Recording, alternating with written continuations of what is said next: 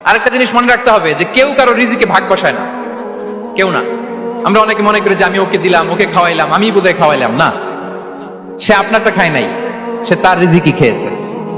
আমাদের ঘরে আমাদের বন্ধু বান্ধব আসে অনেক সময়, আমাদের ঘরে অনেক সময় অতিথি আসে, তাদেরকে আমরা আপ্যায়ন করি, তাদেরকে খাওয়াই।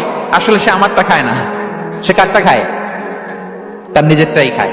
বিষ্ণু ইসলাম এটা খুব সুন্দর করে বলেছেন। ওনার কাজিন চাচাতো ভাই আব্দুল্লাহ ইবনে আব্বাসকে একদিন অনেক নাসিহা করছিলেন।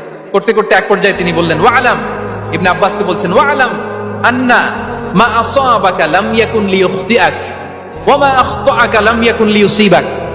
আব্দুল্লাহ, জেনে রাখো, যেটা তুমি পাওয়ার এটা তুমি কোনোদিন হারাবা না। যেটা তোমার হওয়ার কথা ছিল ওটা তুমি কোনোদিন মিস করবা না।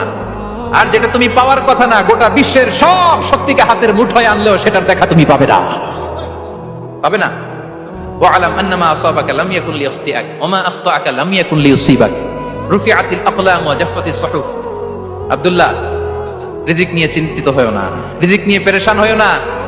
প্লে ইউর রোল, রিজিক ইজ ফিক্সড। যেটা তুমি পাওয়ার তুমিই পাবা, যেটা তুমি পাওয়ার কথা না চেষ্টা করেও সেটা তোমার কাছে আসবে না।